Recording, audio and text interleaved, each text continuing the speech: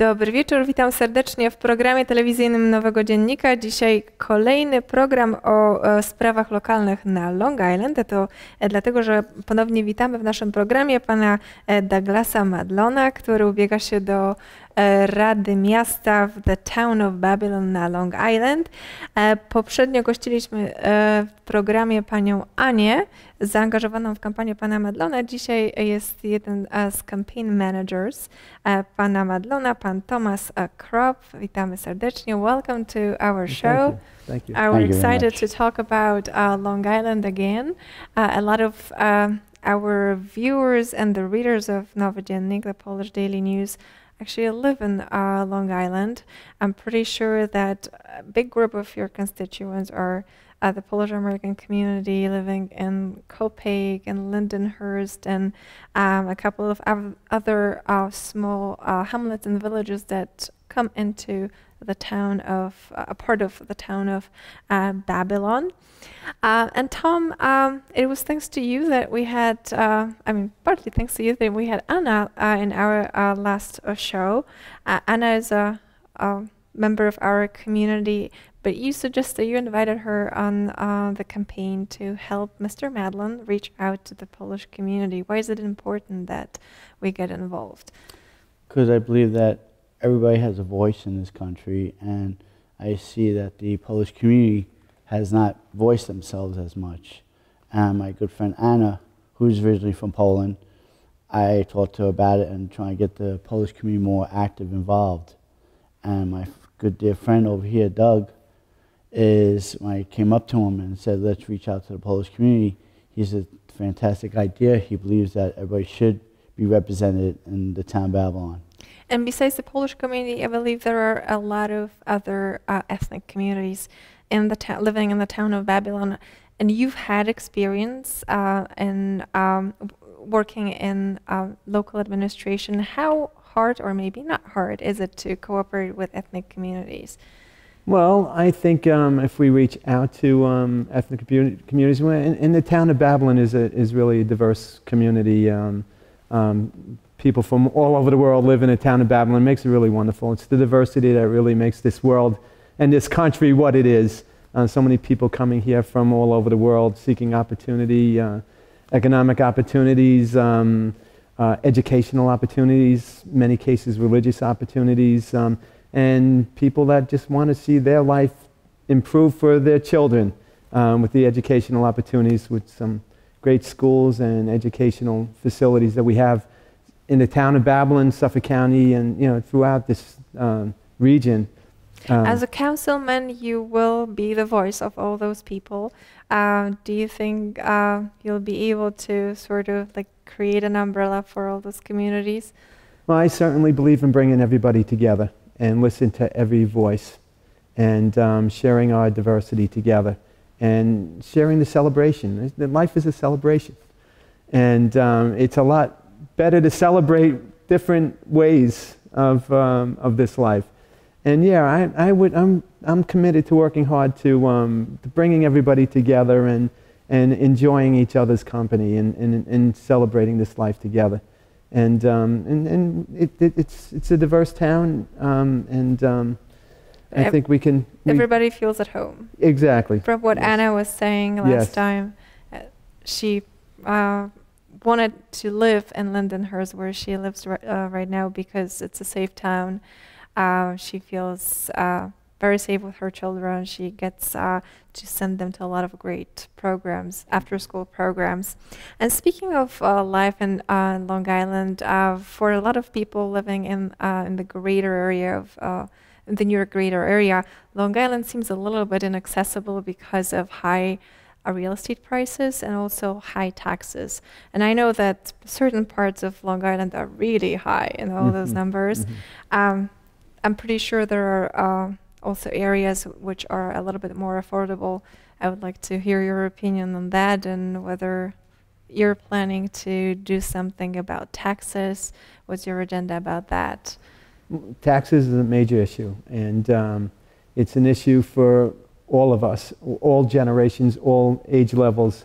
And we have to do whatever we can to keep our houses, our single-family dwellings, our home ownership, which really we pride ourselves out in suburbia that we own our property and we love our houses, but the taxes are high. And my concern is with when I'm ready to retire, which I'm nowhere near there at that stage, but right now my wife and myself both work. When we're unable to work, can we afford to pay the taxes that we have to be paying? And not have to retire in North Carolina. My brother-in-law, wife just retired. They moved to North Carolina. They couldn't afford the taxes. Will my son, he's 15 now in 10th grade, when he finishes college, will he be able to buy a house and live on Long Island? These are important issues, and I think it's important issues that we're all facing and that we have to be concerned about. On a town level, I can tell you that if I'm elected, I will not vote for any budget that exceeds the 2% tax cap that our present governor has put into effect for local governments. And sometimes it does happen that the budgets do exceed. They do, yes. The cap. There's mechanisms in case they have to exceed the 2% tax cap. For me, I'm promising I will not vote for any budget that exceeds the 2% tax cap. Tom, what do you think about that? Most people, residents, are concerned about taxes always. But also, we also understand under Long Island, it's a necessary evil, like property taxes, that's how you pay for your schools, your garbage, all that other stuff. But we want more fiscal responsiveness, responsibility. You gotta make sure that you're actually spending your money wisely. Are you being taxed properly? Are you not spending money wastefully? And that's what most residents are concerned about, of all different tax things, from town, county, schools, state, all that. Everybody's worried about where's my tax dollars going? Are they being properly spent? Absolutely. And that's why I think it's important to vote for your candidate so that you trust the right person with your money that goes to taxes. Right. And also maintain the quality of life that you have been accustomed to. That's why Long Island's been very expensive, because of the quality of life that we have. There is a lot of all kinds of development going on in New York City, even outside of New York City, like along the Hudson River. There are high-rises being built, lots of housing, lots of new industrial buildings are also showing up. What is it like in the town of Babylon? Well, there's a lot of development in the town of Babylon. There is some industrial development going on, some really good industrial development that's going to help bring jobs to Long Island and the town of Babylon, stabilize the tax base. So there's some housing developments. Some of the housing issues, I've drawn some concerns. Just walking around this town for these last 2 months and talking to people, their concerns are with some high-density housing out in Suffolk County, the concerns with the additional people moving to the neighborhood, additional traffic. Do we have the infrastructure to handle the additional cars on the road? And what is your opinion on that? Do you support those concerns? Well, I'm concerned about high-rise apartments and the high density. If we need it, we need diversity in housing to attract young people to stay out here on the island and close to the railroad station where they can commute into the city to jobs and to entertainment, sports events. I'm concerned a little, as many people are, on some of the high-density, four-story housing developments. You'd rather see a single-family homes, two-family homes? I like to maintain our suburban character. Condominiums are good, but let's keep them 1 or 2 stories. Apartments for young people are good, but let's keep them 1 or 2 stories. And with landscaping and trees, it's distinctive than some areas when we get into our metropolitan New York City areas. So that's the community I grew up in, and I'd like to see that maintained the best way we can. I call it maintaining our suburban character. So Tom, as a resident of the town of Babylon, what do you think about Mr. Madlon's approach to development? Are you happy with suburban feel? Would you like to have more high-density housing? Everything's based on the quality of life, I said before. We want to still maintain our suburban, we want to have a suburbia. A lot of people don't object to high density as long as it's developed properly. They want to make some affordable housing. Affordable housing is based on income. Like you said before, with the Long Island's, they're very expensive. If you want to live in areas of quality, you have to pay for what you get. But the high density, as long as it's developed properly. It's not to just make it cheap to lower property values. It's something to make people can afford at a certain income level. And most people not disagree with that, as long as you maintain the level that you have. One of the issues that came up when talking about more development in Long Island is traffic. Going to Long Island once a year during the summer for wonderful beaches of in the Fire Island, Robert Moses, Jones Beach, I do feel a lot of traffic on the way. I know that taking the train to Long Island is not always possible, not to all the beautiful parts of Long Island. You mentioned the more housing, the more development, the more people. Do you think Long Island is ready for that, or you would advocate for some transportation reform?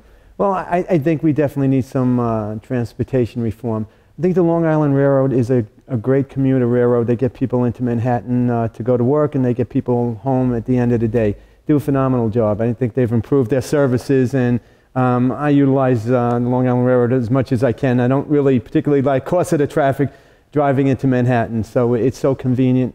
And now with my daughter attending college here in New Jersey, it's Penn Station and New Jersey Transit to get up to the college. It's wonderful. The issues that I have with the Long Island Railroad is there's no north or south on Long Island. So you can travel either, you can go east to west, either on the North Shore or South Shore, and then in the middle, but you can't go from the South Shore to the North Shore. They have bus services that most people feel are sporadic and doesn't do what we want it to do. In the future, I know it's a tremendous expense and maybe, too much of an expense for it to ever become a reality. But I like to see the Long Island Railroad go north and south at certain points so that we can go down to the South Shore beaches and enjoy our beaches without having to get into our car, and that you can come out from Penn Station here in Manhattan, get out to the town of Babylon, and get down to our beaches. So things like that, or go up to the North Shore from the South Shore beach and enjoy the North Shore beaches along the Sound. So, if you can go from the South Shore to the North Shore, work employment opportunities. So that's something that we should look into in the future and maybe make it a little better. And I know you mentioned the beaches, and I know you enjoy coming out to Long Island. Town of Babylon has some great beaches on right out there, Cedar Beach, Gilgo Overlook. We got some of the best beaches in the world right here in the town of Babylon. And if you go further east, some New York State beaches, Robert Moses State Bridge, State Park. The beaches there are great. Great place to spend some time in the summer, and then you can walk down to Kismet, which is in Islip, but it's a beach community where there's all sorts of restaurants and places to hang out. And so the recreation here in town of Babylon is great, especially during the summer months. We know that even here in New Jersey, we do make trips over there. And with the influx of tourists and beachgoers, is the town of Babylon safe for residents? Is it a safe place to raise a family?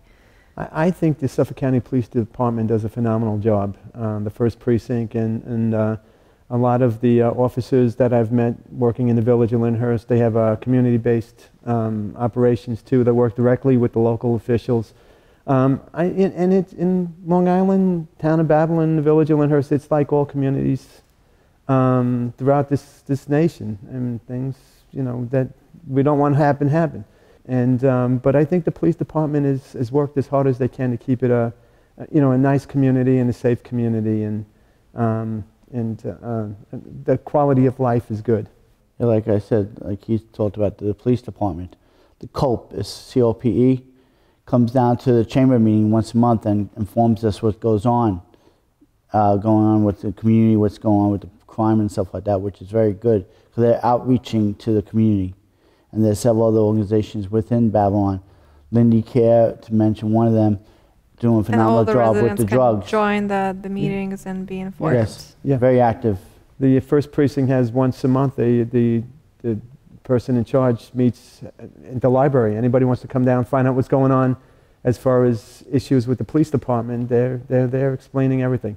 And as Tom said, they come down to the chamber meeting every month and they let everybody know what's going on and what to be aware of, and keeps us informed.